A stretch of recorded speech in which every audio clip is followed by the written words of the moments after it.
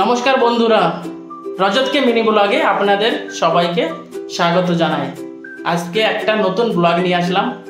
আপনারা আশা করি সবাই পাশে থাকবেন। আর এটা দেখুন, আমার গোলু পাশে দাঁড়ায় দাঁড়ায় দেখছে। দেখুন, তাহলে আমরা রান্না করব কচু, ভোট কচু আর ট্যাংরা মাছ। তার জন্য ট্যাংরা মাছ আর ভোট কচুটা আমরা প্রথমে ভেজে নিলাম। আমরা ভোট কচু রান্না করব, তার জন্য রসুন, আদা আর পেঁয়াজ কুচি আর টমেটো কুচি আর 5-7টা কাঁচা লঙ্কা কেটে গুছিয়ে নিলাম। এবার কড়াইতে তেল দিয়ে দেব। আর আমরা তেল ইউজ করছি সরষের তেল। বন্ধুরা, সরষের তেলে রান্না করে খেতে দারুণ লাগে। আমাদের তেল গরম হয়ে গেছে। এবার আমি ফোড়নে জিরে দিয়ে দেবো। জিরেটা দেওয়ার পরে আদা রসুন থেতো করেছিলাম সেটাকে দিয়ে দেবো।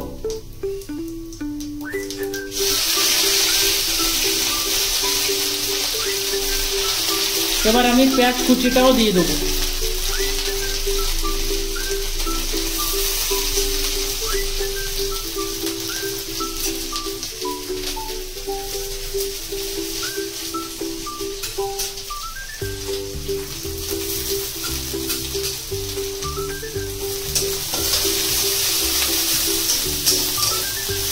এবার কাঁচা লঙ্কাটাও দিয়ে দেবো।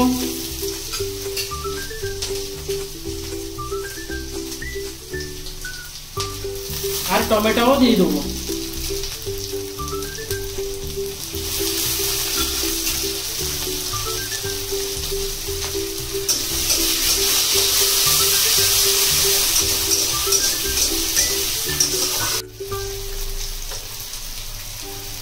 এবার দিয়ে দেবো পরিমাণ মতো নুন আর পরিমাণ মতো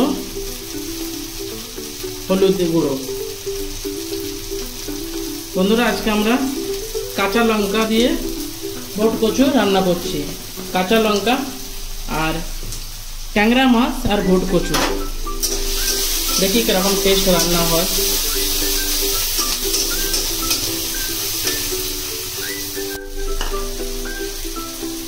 এবার একটু জিরে, গোটা জিরে বেটে রেখেছিলাম, সেটাকে হালকা দিয়ে দেবো।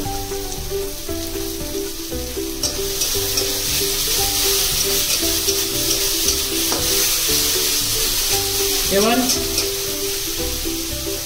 ভাজা ভোট কচুগুলো দিয়ে দেবো।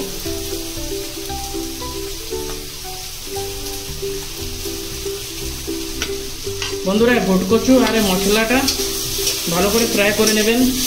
যত ভালো করে ফ্রাই করবেন তত টেস্ট হবে। বেশি আঁচে ফ্রাই করবেন না, মিডিয়াম আঁচে ফ্রাই করবেন, তাহলে টেস্টটা ভালো হবে। হাই ফ্লেমে জ্বলে যাওয়ার ভয় আছে।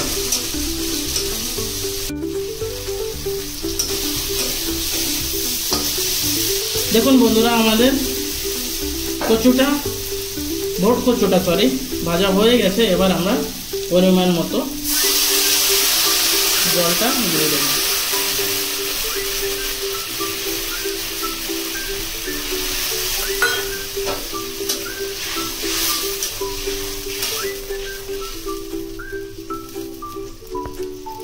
বন্ধুরা, আমাদের তরকারির ঝোলটা ভালো করে ফুটে গেছে আর রসাটাও একটু কম হয়ে গেছে। এবার আমরা এতে ভাজা ট্যাংরা মাছগুলো দিয়ে দেবো।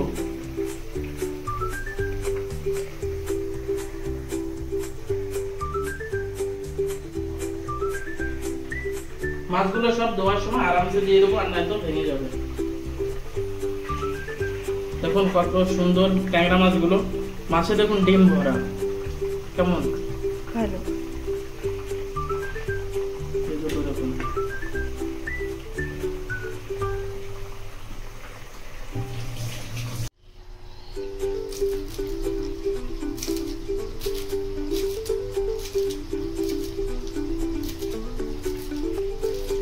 আজকে ধনের পাতাটা ভালো আছে, কি বলুন, খারাপ না একটু। বন্ধুরা, আমাদের ভোট কচু আর ট্যাংরা মাছের সবজিটা রেডি হয়ে গেছে। এবার ধনের পাতা দিয়ে নামিয়ে নেব।